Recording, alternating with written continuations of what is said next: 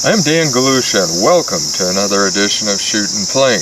Today we're not going to be doing any shooting. I've already done that. We're going to be talking about adjusting the sights on a Browning buckmark and also the 1911-22 Gray.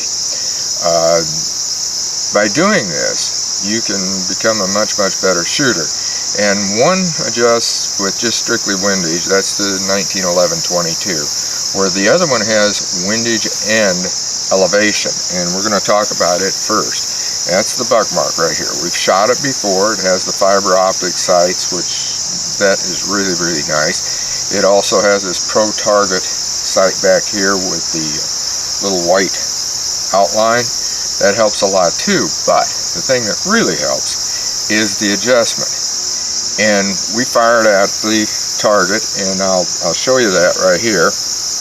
When we started adjusting, here's what we were shooting at. Now, you'll notice that an awful lot of the shots are down in here. So I need to do a little bit of adjustment, especially on the elevation. That's the main thing. So what I did is I did a couple of clicks, and that's the nice thing about this, and I'll show you here in a second. It has got a very good solid click on all of it, the elevation and the windage. And I put it up probably about 2, maybe 3 clicks, and bingo, look where I'm shooting. I'm shooting way too high up here. So I knew, okay, I've got to bring this back down. Well, by the time I brought it over, I was hitting right around in here. And I might want to tweak it a little bit more. I'm kind of funny that way. If I was plinking this 6-inch area, I mean, that thing would be just banging away. But I wasn't plinking. I was trying to hit a target. And when I hit a target, I want to hit bullseye. And so the closer you can get it to the bullseye, even the better the plinking. There's no doubt about it. Now we're going to talk about the actual adjustment. Like I said, there is 2 adjustments. There's a screw right over here. That's for the windage to bring it back and forth. And there's one right up on top, and that's for the elevation. And it gives you an arrow of which way you should do it. On this one, you turn it this direction, you turn it clockwise in order to raise it. And over here, it has a little bitty R, and it tells you to turn that clockwise to move it to the right. And if you're shooting, and like here,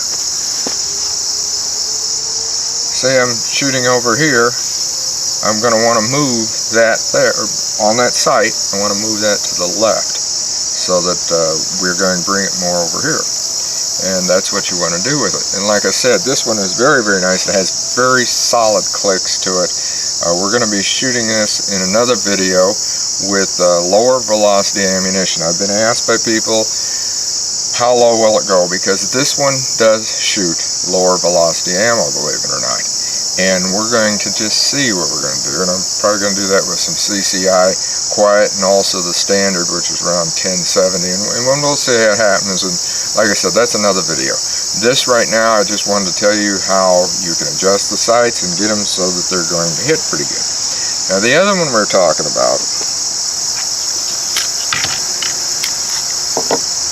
this is the 1911-22. It does not adjust for your elevation, strictly windage. And what you got right here is a little set screw, and you just loosen that and slide that whichever way and tighten it back down.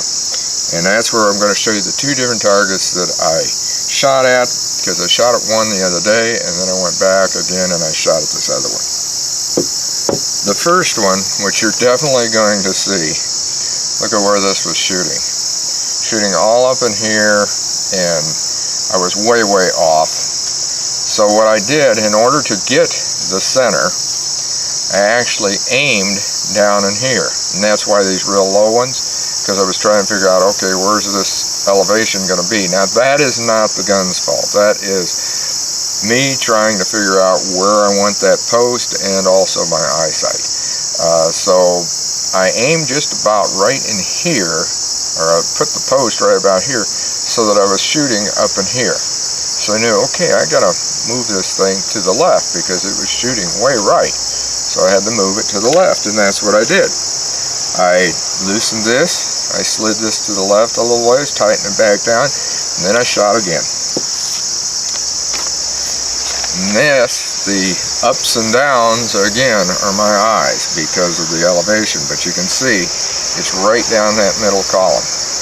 And once I got it, I hit right in the bullseye. In fact, there's one right here that is just about direct, right in this one right here. And there's a couple of them, in fact, right there.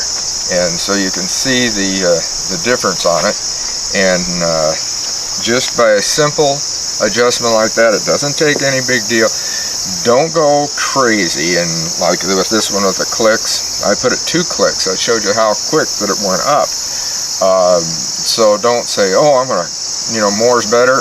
No, it's not. Go a little bit at a time, like I said, baby steps. With this, you have to be a little bit more careful because there are no clicks to this one. It's simply that set screw, and then it slides in the dovetail, and it slides very, very easily. And again, these are fiber optic sights. I like fiber optic sights because I can see them much better. But that's what you do to adjust these, and you can see how much better it makes it. Now, if I was plinking with either one of these guns, especially now, man, I'd be knocking the daylights out of whatever I was shooting at. So until next time, shoot safe and have a great day of plinking.